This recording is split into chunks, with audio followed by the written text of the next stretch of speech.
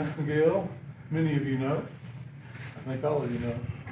If you would start by telling us a little bit about yourself. You bet. Chris will catch up with questions later.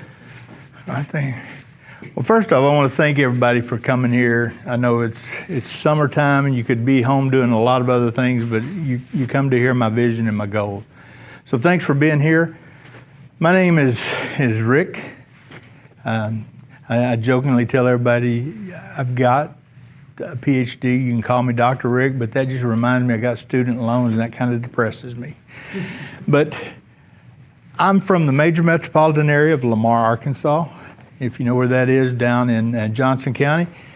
With the exception of about 6 months of my life, I'm an Arkansan. I've lived here all my life. I have pretty much lived in the western and central part of Arkansas, so this is home for me. I left for a little bit, went to San Antonio, realized this country boy didn't need to be down in the big city, so I come back home. My connection to Harrison is my grandparents lived up here, Arvin and Luella Massengale. If you're from this area, maybe you know them. I spent a lot of my years growing up coming to Harrison for a week, 2 weeks at a time, coming up at Christmas time. So I've had that opportunity to know this area pretty much all my life.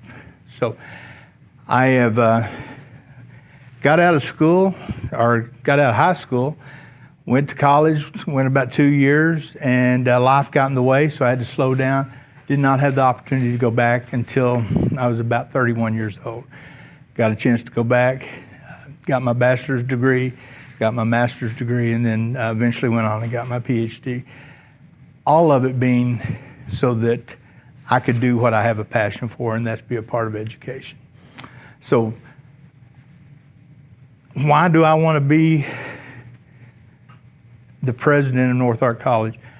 I mentioned to you that I come up here a lot during my growing up years, but I started out in my career at University of Arkansas at Fort Smith, and I had the opportunity to work a lot at that time with Laura and Nell Bonds and Cindy Mayo, because what we heard was that, was it Great Western or Western, whatever the school is, Western something, Western Governors, was trying to take over FedEx. And so what we were trying to do is come up here and work so that North Ark could get the first 2 years, and then UA Fort Smith could get the second 2 years. So I've been working with North Ark since then, 10 years ago.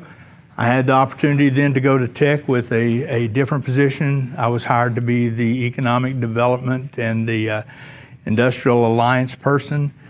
In fact, my title was this long. They had to shrink the print on my business card because I was the associate vice president of sponsored programs and university initiatives for Arkansas Tech University. That was my title.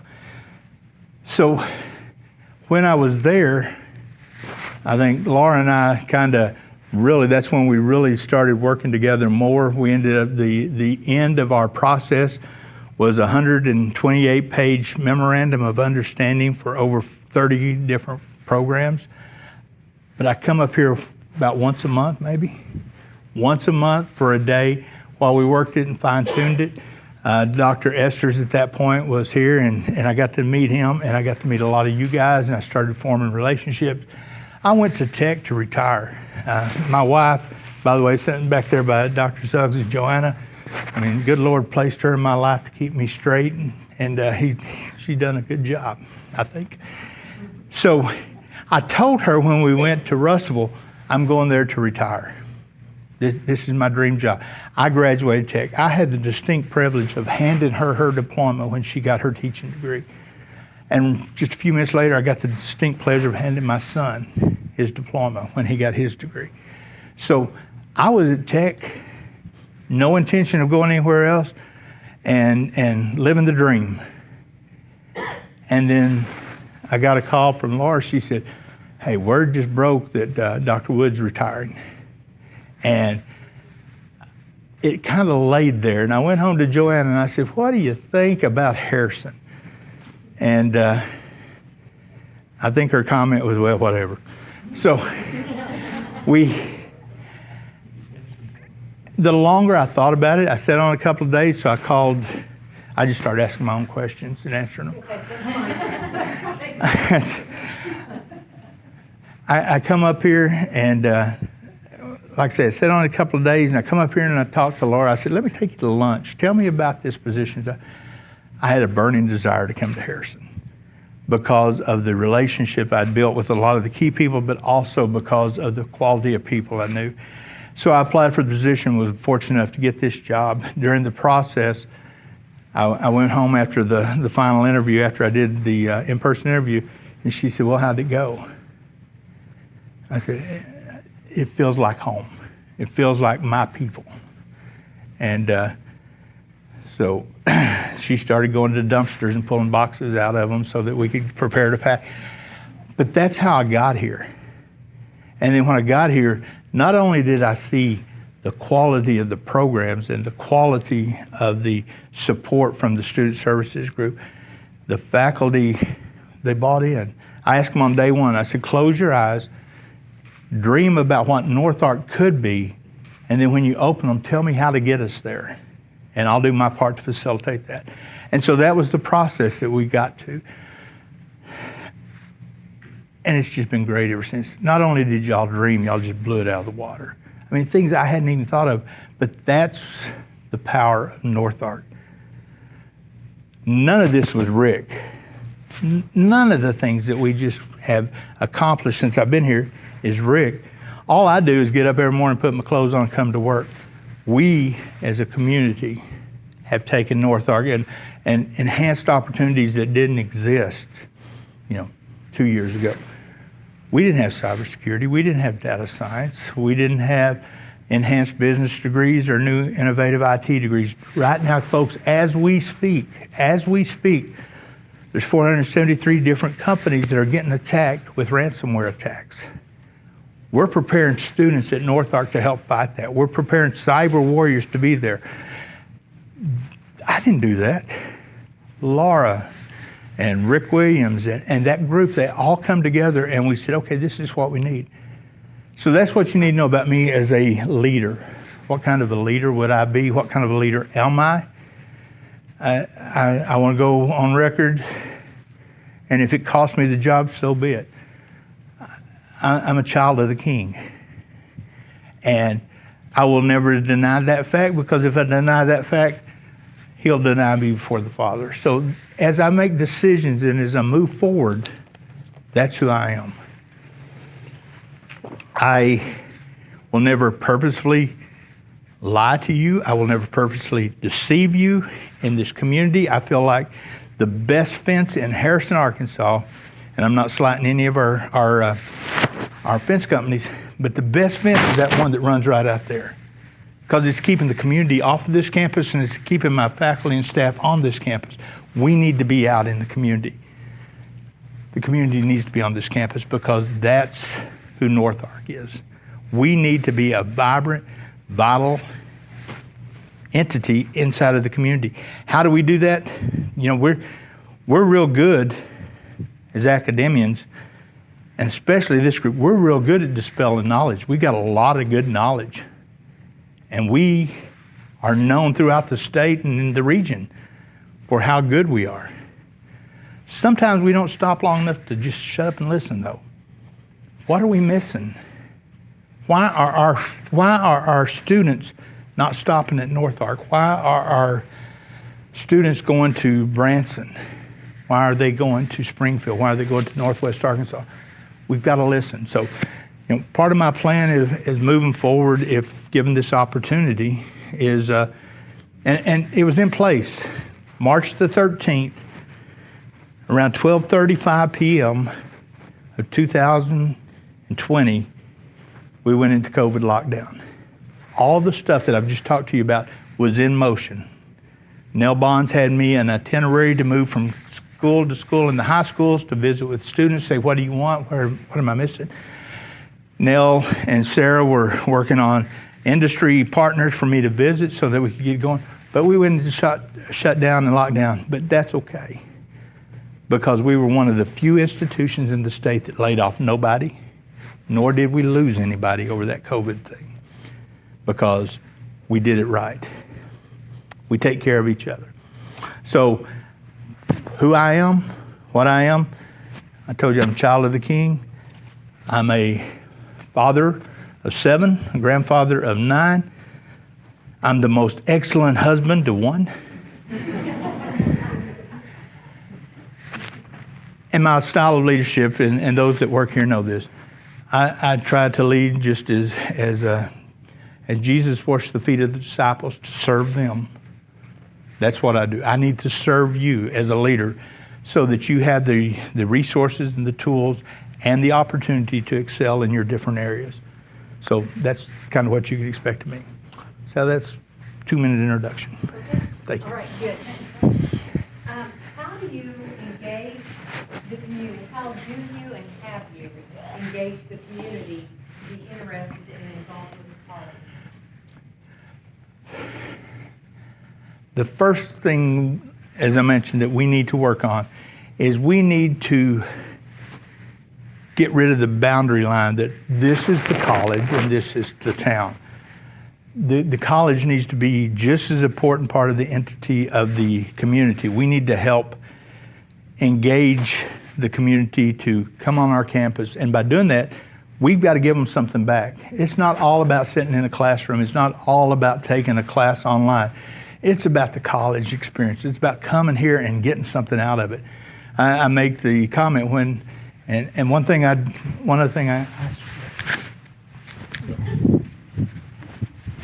this poor old coat hasn't been worn this much in years. We need to.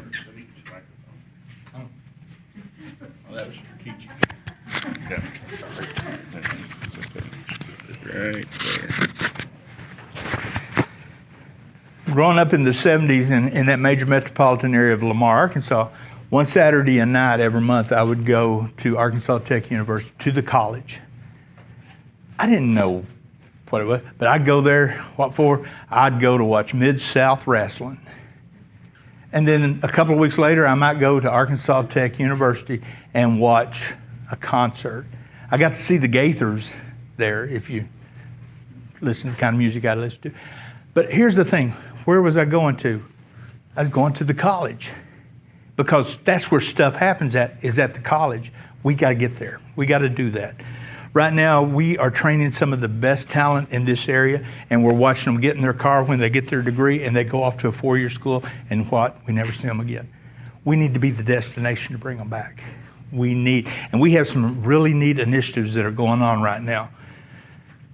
The Centers of Robotics that you're hearing a lot about in the press gives us a destination. We need to get things going here that will bring people back to Harrison.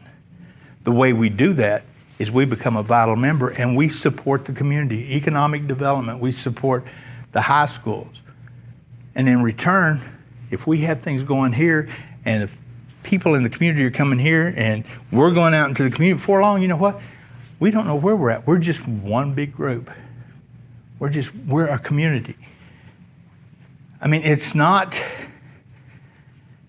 when you think of North Ark, if you're thinking there's the administrative team, there's the student services team, and there's this faculty team, then I failed you as one of your leaders. We're North Ark. We are the family. We are a vital part and an entity in the community. What we need to do is take that message out there. We need to not only go out there and ask the questions and be there, we need to stop and listen when they talk. And hear. We may not like what we hear, but that's okay. We need to listen because they are our customers. They, the community. The people that hire our students are our customers. The students are our customers. And if we ever lose sight of that, guys, we're going to be stagnant. But North Ark has so much potential going right now. We have such momentum going. Dr. Esters, he lit the fire and the rocket's running down the runway. All I want to do is kind of put a little fuel on it, make it go a little bit faster. Okay? We are in a position to reach out and set this part of the world on fire and make it the next Northwest Arkansas. So how do we do that? We go out into the community and we quit forgetting about, well, I didn't know who Valley and Bergman was when I moved up here, but I found out real quick they don't like each other. But if we get to the point where it doesn't matter, we're there. That's how we engage them. Ask questions, listen, talk, be a part of. When there's something going on downtown, support them. If a business has got something going on, if there's a parade going on, we support them. Bobby's got a ball game going on, we support him, because that's just what family does. You know, my kids didn't like it growing up, but when one of them was doing something, we all went and supported them. That's how we get back to where we need to be with the community. This is similar, but just a little bit different. Give us some specific examples of when you've interacted with the community as a college representative, either here or in your former college. Sure. When I was at UA Fort Smith, I was kind of the fixer. What I evolved into is the fixer. If there was a strained relationship with an industry partner, I would go out and I would work with them and try to figure out what was going on. How did we fail you when I was there? I know Datatronics and Baldor International were two big IT groups, and they'd quit hiring our students. And rightfully so. They weren't prepared when they got there. So I went to them and I told them, I said, what are we doing wrong? And boy, did they have a lot to say. And I took page after page of notes. And I went back and I talked to the faculty. I said, okay, here's our problem. How do we fix it? So we took the faculty and the faculty talked to each other. And we started developing a plan. And before long, we were able to go back to those two companies one at a time and say, here's a solution. Will this work? We'll see. So we implemented the changes. Now they will hire up every good person they have before they leave the area. And there for a while they were hiring all of our, pretty much going to the University of Arkansas and going to Arkansas Tech. Well, when I got to Tech, they were still my Tech students, so I had to figure out how to get the students back down to Tech instead of UA Fort Smith. But again, did work with them on solving problems. My opportunity when I got up here, I guess probably my first week here, I asked Dr. Esters, I said, what can I do to help? What do you want me to work on? And the opportunity that he presented me was to try to help fix a strained relationship over in the western part of the state with Eureka Springs, Green Forest, and Bearville, the C4 relationship. Again, working with them, having the opportunity to get them to listen to me and me listen to them and address their concerns. And I mean, sometimes the truth hurts, but we got over it. And to this day, at that point in time, they were sending all their students in their communities to NWAC for the most part. Now they're back to being at NAC, and had one of the superintendents call me the other day, wish me luck on this, and he said, I trust you and I trust Dr. Esters. He said, it's because of y'all that you got those students back. So it's building that trust, just going out and talking and listening and being willing to make changes. Ready for the next one? Sure. How do you go about selecting new programs to be taught at Inperson? Okay, I don't select them. What I ask the faculty to do is to dream, to tell me what it is. I don't know what all we need. But what I ask the faculty, the staff to do is, if you're hearing something, bring it to the table and let's talk about it. And then through that process, I start a conscious effort of let's do a proof of concept. So go out and look around, tell me what some other programs are doing out there. Is there demand? Just because there's a hot topic over on the East Coast or a hot topic on the West Coast doesn't mean there's a hot topic for the same thing in North Central Arkansas. So we go through that process, but it's getting the people that are experts in the area to present their programs, to tell me what they need. Then once we get the proof of concept, the next step would be to take it to cabinet. Again, get people from different approaches, different angles to look at it, tear it apart, get it reformatted, get it sent back down, fixed. Once cabinet buys into it, then we take it to the board. If the board approves it, then we start the state process. So it's a streamlined, organized, disorganized approach, because I may have Jackson in his area researching how to start a new program, and a different topic, and I may have somebody over in IT that's building a new program. We're doing a proof of concept right now for something new in athletics. So we've got all these different variables. There's not a streamlined approach, and each one we have to adapt to it. So the approach is get the experts involved, get out of the way, let them get all the research because they are the experts. And then once we get it back down to here's the stair-step process, then I help work it through. Do you feel that in-person learning is important to students? And if so, can you just expand on that? I think it is, but I think more importantly, the students think it is. And I don't know that it's the students that think the in-person is as important as the fellowship and the relationships they build in person. I mean, we've lived through a year now of isolation. We've had a year where, all of us have been in a situation where if somebody would just, we've had one of those days where we come up and pat you on the back and say, hey, it's going to be okay. Tomorrow we're going to be better. The kids, the students, the lost class is what a lot of literature is referring to them as, this class that went to COVID in their senior year. They lost their prom. They lost everything. They want that in class. So my job would be to pull in all of our health-related experts and people that are in touch with what's going on in the community, make sure we can give them a safe environment to be in, and then bring the students in and accommodate that. That being said, when we put our schedules out initially, every class that we had on campus, we split in half. Half of it was in person, half of it was real-time virtual online.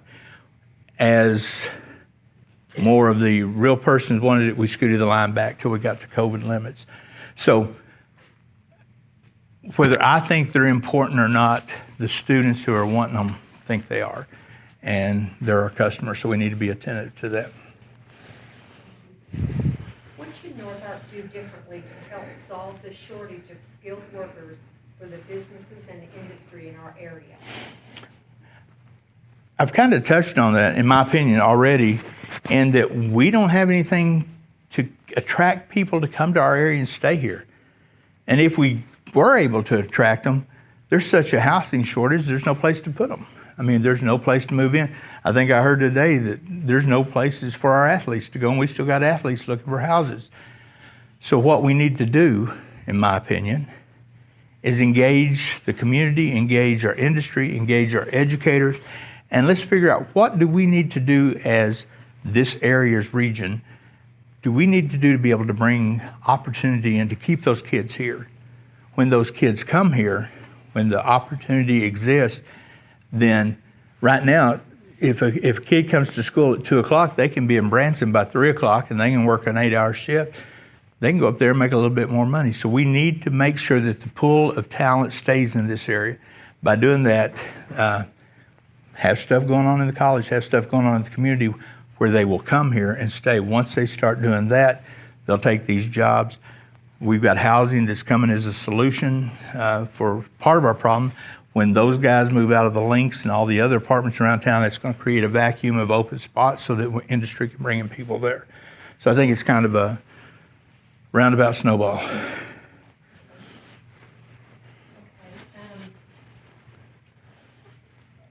see. So tell us why you're interested in being the president. This would be the coup de grace of my career. I worked in industry. I worked at the nuclear plant. I actually slung steel at a company in Fort Smith. So I've been in industry at the physical side and also as the transitional. But I always had a passion. When I come out of high school, I was going to be an English teacher and a coach. And I've always had a passion to teach. Well, I had the opportunity to go back, and I started as an adjunct instructor, worked my way through all the different academic ranks, all the way up through professor, into the administrative ranks. My goal has always been, I think I got some good ideas. I've always been kind of thought of and told. I didn't think of it myself. I wish I had, because I've been real proud of myself. But I was told, you're innovative. You don't see things like everybody else does. You You're willing to take risk, and I am, but I'm willing to own the risk if it goes south. So I think where we are at right now, this college is in good, solid shape. I think Dr. Esther's laid a good foundation. I think the faculty and staff bought into the vision. Why we would want to stop or mess up that momentum, I don't understand, but if we do, that's great. I'm still going to be here. We're going to keep it going with the new president that comes in. But this is where I've worked my whole life for. This is that goal that you have when you're a little snot-nosed kid and you're thinking, what am I going to do when I grow up? This is it. I feel like I got 13 good years left in me. If my health holds up, mind stays good. I mean, that would be my commitment to the college is I'm going to be here if I'm productive. And Joanna will tell you this. If I'm not productive, I'm the first one to shake you hand, look you in the eye and say, thanks for the opportunity, but I'm not your guy. Let me get out of the way and I'll support you another way. So I think I would be given the opportunity that the few things I was able to implement and the opportunity to do some things that I think are working in other places that I know about. I just feel like this is the perfect time. And I would not want to be a president just anywhere. But I do want to be the president of North Ark because of the dynamics that are here. Talk to us about various grants that you work with and your knowledge of the grants here at North Ark. Okay. When I was at Arkansas Tech, again, I was hired there initially as the Economic Development Industrial Alliance person to work with industry to create opportunities, to create partnerships with 4-year and 2-year schools into us. After being there about a year, Dr. Bowen come to me and she said, Rick, can you start us a sponsored programs office? And I didn't even know what a sponsored program was at that time. But that is the grant office. So we created the Office of Sponsored Programs and University Initiatives. What that meant is I become the university signer for grants. Anything that come through, I read, I reviewed, I signed.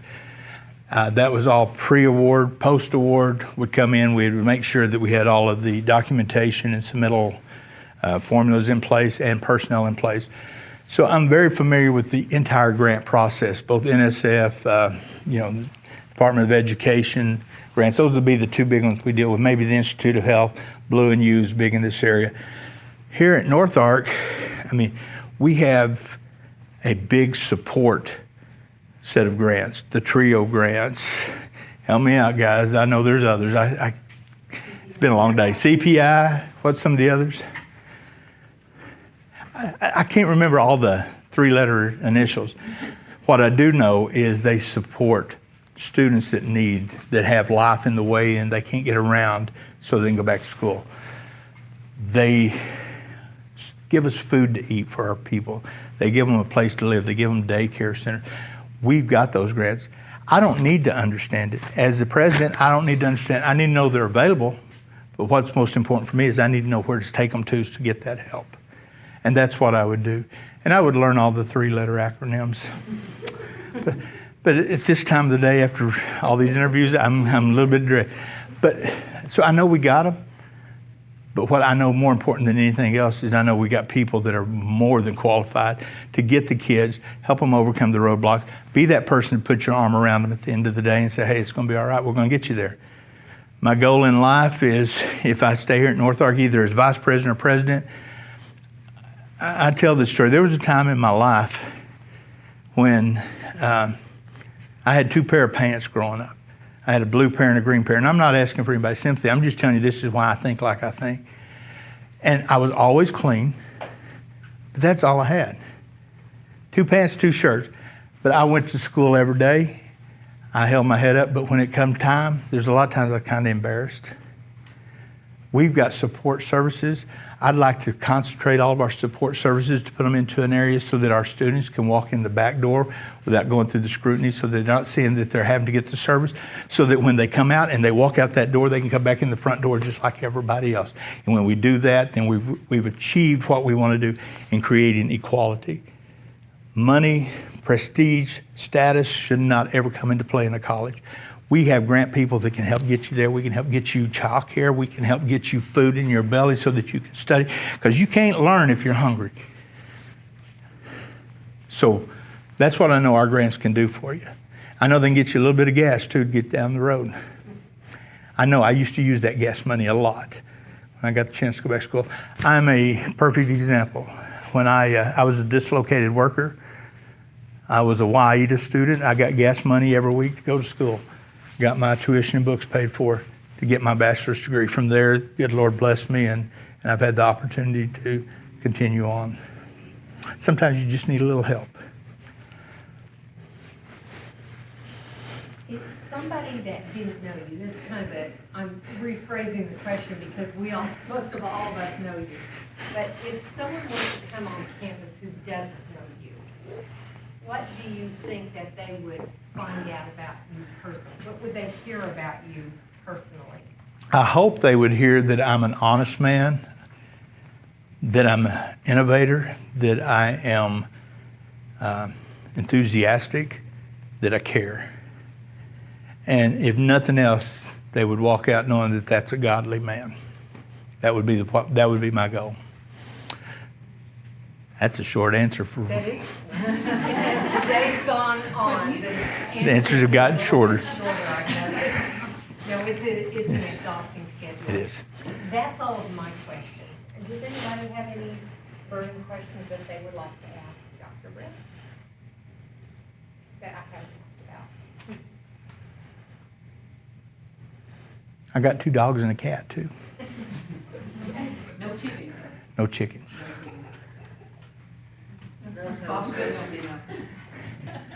I would like to thank you. Like I said, when we started out, I know it's been a long day.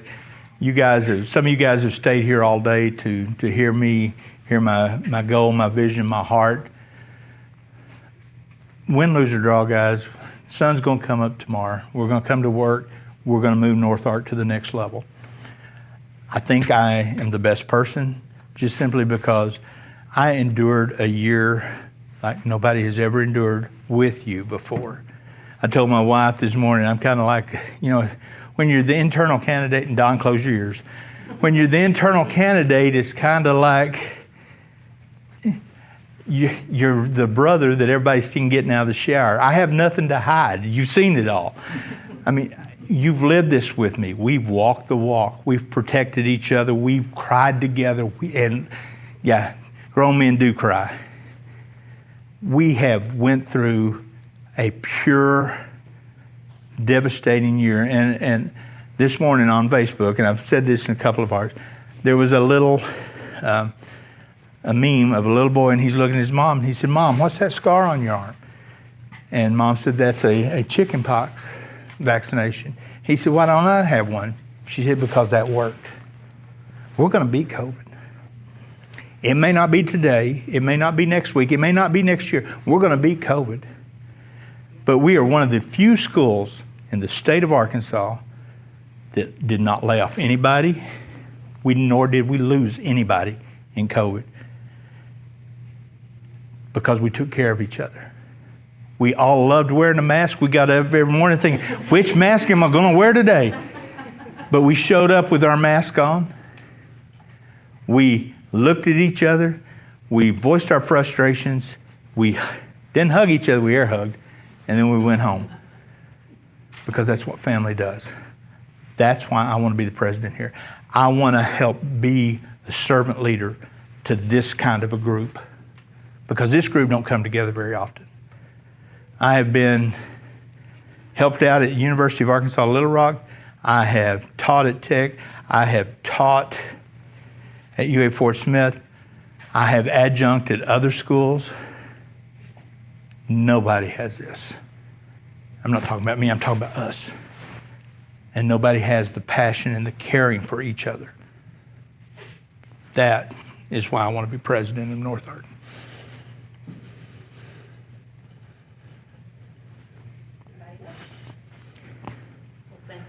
Thank you.